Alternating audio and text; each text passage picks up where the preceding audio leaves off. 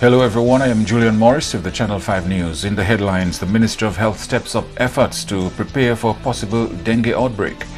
CREED's CEO warns a national effort is needed if Dominica is to be made climate resilient. And government's roof replacement project impacting lives in the Maho constituency. The details coming up. Imagine you have Hollywood at your command. Introducing Flow Evil. Red cheese, gold rings, all black, everything creeping through the night. Anywhere you are. Big girls don't scream hard like Halloween, make me feel alive. There's a world of entertainment here, and you run the show. Flow Evil. The Ministry of Health has stepped up its public health interventions to combat a possible dengue outbreak. Here is Andrea Louis with a report.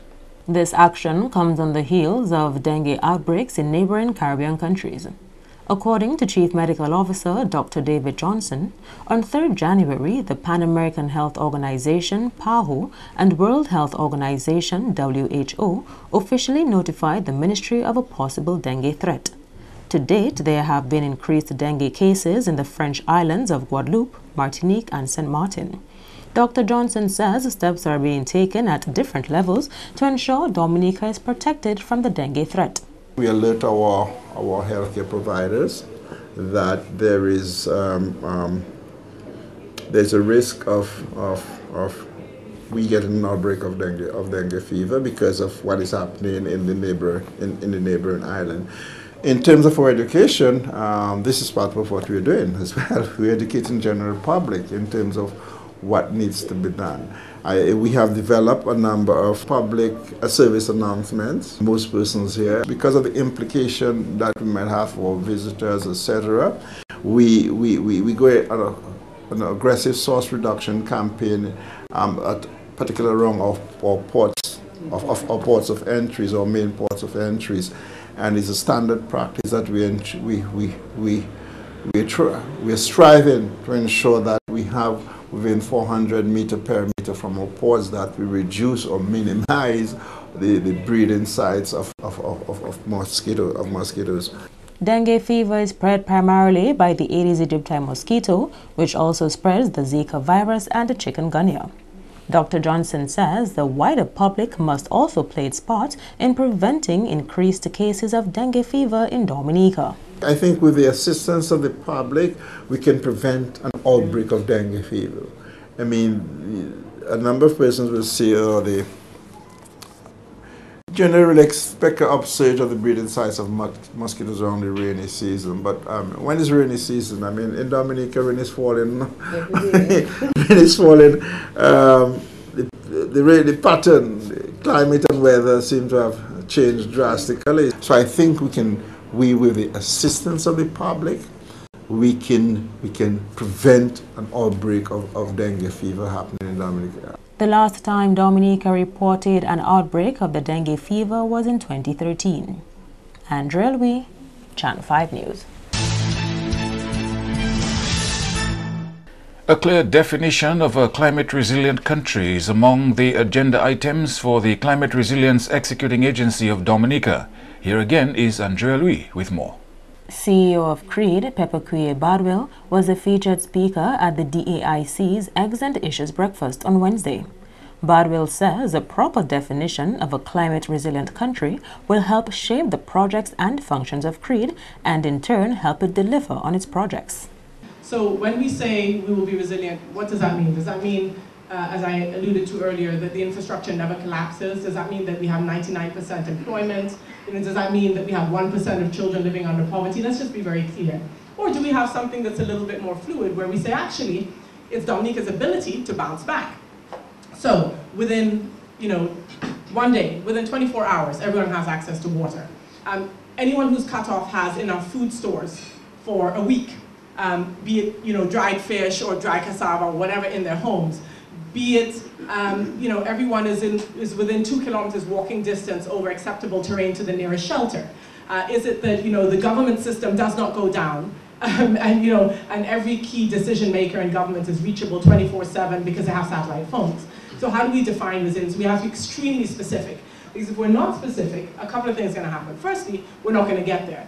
And secondly, more selfishly, CREED is not going to be able to show that it delivered anything because there's nothing to measure against, let alone anything to measure. CREED's CEO warned that developing Dominica into a climate-resilient nation would require active participation by all. The reality is that CREED cannot make resilience happen. You know, DIC cannot make resilience happen. The government cannot make resilience happen. Resilience happens when people decide that they want to take charge of what they can in their lives and do what they can to protect themselves, to empower themselves, to educate themselves, to employ themselves, and to basically give themselves a decent quality of life, because you cannot wait for someone else to do it for you. But I worry that if everyone's going to spend their lives on Facebook and Instagram living the lives of other people and are not going to be present in their lives right now, apologies, this is where I start to show my gray hairs, but Dominica is in trouble. We just can't afford it. We don't have the numbers for, 15,000 people just checked out mentally. We don't have room for 15,000 people to check out mentally in Dominica, right? If you don't have a hopeful young population, then we don't have a future. The Eggs and Issues Breakfast was organized for the private sector to better understand its role in helping Dominica achieve its climate resilience goal. Badwill assured the DAIC membership and other stakeholders that there is plenty of room for private sector contribution in this regard. Government's post-Maria roof replacement project in the Maho constituency is making a difference in the lives of everyday people in that constituency. The project, which began in March 2018 with $2 million, has impacted a number of residents. $1.9 million was initially spent on roof replacement and home repair and construction. Those funds covered phase 1 and 2 of the project. That figure was later expanded with additional assistance from government. The multi-million-dollar project is now entering its $3 million third phase. I'm thanking our PM so far for helping us, and the strength we have, we all want to give him that strength and to get forward with him, to be there with him. And I say thanks again for everything. I know I have lost everything, and then with God we stand up strong with our PM, and then we go forward. I am just here to thank the government, especially our PAL rep, for what they have done for us. I lost my roof through the ravages of Hurricane Maria, and I am very grateful to stand here this afternoon to express my thanks to my parliamentary representative and all those who rallied around him. I want to also thank my contractor, Mr. Ian Andrew, and the assessors who worked with him. So on behalf of myself and my family, I am expressing a hearty thank you to all. We are truly appreciative of your commitment to assist us in the reparation of our home. The past 14 months have been very difficult for our family, especially for me and my husband. We cannot say that we suffered the worst of the hurricane. And if we are to complain, we would be truly insensitive, because we know that there are others who suffered worse than us. So we would like to extend our thanks to the PAL rep, to other members of the government of Dominica. Thank you. I stand firm this afternoon as a proud first recipient of a new home. My home got destroyed by Hurricane Maria. I am thankful to Mr. Blackmore and the government of Dominica, who ensure that I have a strong home, better than before. Once again, thank you. Meantime, Member of Parliament for the Maho constituency has redoubled his commitment to sports development in that constituency. Rayburn Blackmore is continuing to call for action to be taken to clear the Canefield playing field for use by the young people of that community. Mr. Blackmore reiterated that call as he announced a new housing initiative recently. I'm fighting to get the truckers to leave the playing field in Canefield. The playing field belongs to the people of Canefield, and we need to improve the playing field for the people of Canefield. And it's a good thing that the PS in housing is there. I've written to all the appropriate authorities to deal and to get rid of the truckers from the playing field in Canefield. I know what sports did to me as a young man. Sports, of course, give rise to the wholesome development of our young people. It is one thing to talk about the young people, but it's the other thing for us to provide the avenues for them to dissipate the energies in creative ways. And sports is one of the most important vehicles to allow young people to dissipate their energies, my dear friends. I want you to support me in that regard in Kingsfield. We are working with the young folks in Roger. And if you go to Roger, I want to say thank you very much to all the young guys in Roger, especially Mr. Proctor. And the place is lit, and there is energy, and we will continue to work with them in that regard. I've gotten a commitment from Dominica Strong, thank you very much, to rehabilitate the playing field in Taru. We have one little hindrance, is a 40-foot container. And because the owner of the 40-foot container is a man of God, I really do hope that he's going to move the container in due time, my dear friends. We have ensured that the playing field in Maho is lit. I have spoken to the gentleman to deal with Warner and Campbell.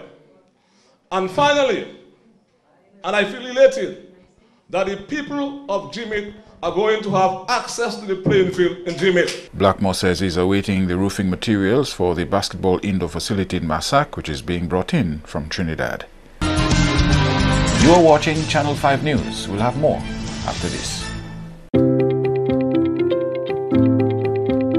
In keeping with Dominica's vision to become the first climate resilient country in the world, your government has decided to ban single-use plastic and styrofoam effective 1st of January 2019 to ensure that we set an example in the region of leadership in the area of climate resilience. I came to Dominica 25 years ago, and one of the things that attracted me to Dominica was the nature and the pristine environment. Over the years, we're starting to see more and more plastic show up in that environment. So I think this is a very, very necessary step, banning the use of plastics so that we can keep our pristine environment, have a healthier community, and an image that's more in line with a nature island. While Dominique is a local environmental conservation organization, and we've been around for about a year now, and in that time, we have removed about 3 tons of plastic waste from the coastline.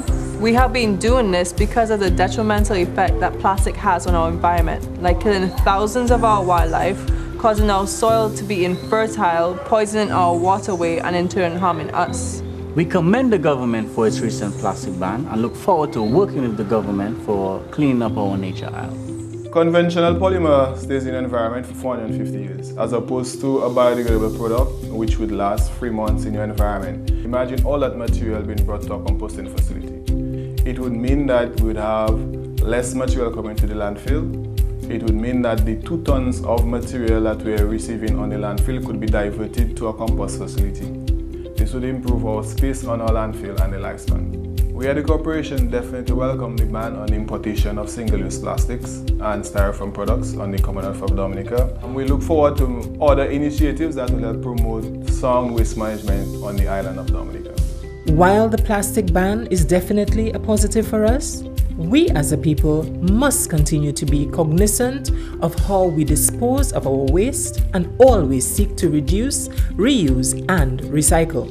A message from the Ministry of Environment, Climate Resilience, Disaster Management and Urban Renewal, and the Ministry of Tourism and Culture. The people of the Maho constituency told that their parliamentary representative and the wider Labour Party remains confident of their chances at the next general election. Honourable Reuben Blackmore has had to face some controversial allegations of misconduct recently, allegations which he has denied. He spoke to his constituents on a number of issues recently, including the political landscape and his party's approach, which he says is very different from that of his political opponents. And we are about clean politics. And those who try to defame, and those who try to destroy, tell them to wheel and come again, my dear friend. And tell them that Ray Blackmore is as solid as a rock. Whenever elections are called, that the Dominican Labour Party is going to win bigger in the Maho constituency. And I want to say thank you very much to all of you who for the past weeks have been calling me and giving me strength. And to say to you that that means a lot to me. And that is why I feel fortified to move on and to take my journey to a next level. And to say to you, together we shall get to the promised land. And to say to you that nobody will hold us down. Because we in the Labour Party is about adding value to the life of these people, the people of Dominica, and not to bring down people. The Dominica Cadet Corps is on a drive to grow its membership. Before Hurricane Maria, the Corps membership stood at 500. To date, the total number of active cadets is just over 300. Logistics Officer of the Dominica Cadet Corps, Lincoln Robinson, says the Corps is not happy with the numbers and hopes to see an increase over time. I cannot say we are comfortable. I think what's going to satisfy us, for the commandant and the rank and file, would be to see all students throughout the secondary schools throughout the island, all 16 secondary schools, have battalion strength. So that's where we'll be satisfied. What would have been ideal is that every secondary school would have had their own unit. That's what the law, the Act of 2001 make provision for. So although we are being eased from where we were, but we are looking, and we are basically looking towards where we need to go in terms of population, in terms of school involvement, and that's where we are. Robinson says among other activities to recruit members is that of sensitizing grade 6 students on the Cadet Corps program in the secondary schools. There are a number of strategies that we have used. One, we have spoken several times to the Secondary School Principal Association when they have training, and then we go to the schools to do presentation as to the Act, what the Act entails, their responsibility, and how they get involved. What we did some years ago, and then we are planning to do that also, is that we have gone to the grade 6 after the national assessment, where we sensitize the grade 6 students who will be going to secondary school in September, and what it's about. When we do that, then we have a larger registration pool in September. Commandant of the Dominica Cadet Corps, Joseph Raymond, says the Corps provides holistic development for the young people. The cadet program is designed in such a way to prepare our youth for life after school, prepare them for their future career. And so in Dominica, we have what we call infantry cadet unit. We have the cadet band. We have the Sea Cadet program. We have the medical unit. And so creating or having these various branches of the cadet program caters for persons who may have interest in different careers. And Venezuela's opposition leader Juan Guaidó has taken an oath swearing himself in as interim president. The U.S. President Donald Trump has said that he recognizes Guaidó as Venezuela's new interim leader. The Organization of American States, the OAS, has also approved this move. This comes 2 days after a failed effort to spark a movement to overthrow President Maduro. Well, it's definitely a situation that generates lots of tension in Venezuela, with thousands of people on the streets opposing the government of Nicolás Maduro, but also thousands of people on the street supporting the president. A polarized nation between both countries. Juan Guaidó gave a speech where he said that he was assuming the executive office as interim president, that his first task was to call for free elections. He's also citing Article 350 of the Constitution, which allows the Venezuelan people to rebel against an authority or a body that violates democratic values in the country and that violates also human rights. Just before Juan Guaidó gave his speech, the Supreme Court in the country ordered a criminal investigation of him and the opposition-controlled National Assembly. Guaidó already said that his gesture could have serious consequences. There's been several threats against him, saying that he could be detained if he gave this step. Let's not forget that about a week ago, he was already briefly detained by intelligence officers. Of course, the fact that President Donald Trump acknowledges him as a transitional president, and probably something that will follow with other governments in the region, empowers the opposition in the country. What's certain that is happening in Venezuela is that all of those people that were able to see opposing the government, many of them are desperate for food, for medicine, for a deteriorating economic situation. For the government, this is a coup, and a coup they're saying that Voluntad Popular, which is the party that Guaidó Guaido belongs to is a terrorist organization that is trying to fill Venezuela's streets with blood. Even if it does empower the opposition, Teresa, I wonder how much it'll mean to President Maduro. As far as he's concerned, he won the election, he's the president, and he's not a man who really takes a backward step. Well, that's right. Nicolás Maduro won the elections in May last year, even though there were lots of statements made, especially by the company that controls the voting machines, that fraud was committed. The opposition is saying that those elections were filled with irregularities, and that's what the United States is also saying. In spite of this, what we're seeing in Venezuela right now is an unprecedented situation, one where we're seeing an opposition that has the support of the United States, and we're seeing a national government that has the support of Russia and China. We're seeing a country where the opposition has the support of the opposition and thousands of people on the streets and of economic powers, but also a national government that has the support of the military and controls the institutions and the country's natural resources. There's obviously not an easy way of getting out of the current tension that exists in the country. Many are expecting that the government could move against the National Assembly and Guaido in the next few hours. Most of the analysts we have spoken to say that they're still trying to understand what's going on and what could happen because of the tension that this generates in a country that's already polarized and that has already seen lots of violence in the past years. L'année sim tout partout. Attention si vous êtes homme et bien femme. Visitez place santé pour examiner corps. Ça c'est un nick pour yo ouais si l'année pièce moun au lion qui ni maladie TB et bien maladie sexuelle. En compagnie moun qui ni maladie HIV P ni TB aussi. Savent qui l'année guérison pour TB. Ou ça vivre en bonne santé même si ou ni maladie HIV. Parlez by docteur. Prends responsabilité. Aidez du bout de si maladie TB et HIV. Ou agir tout le monde pour examiner corps yo.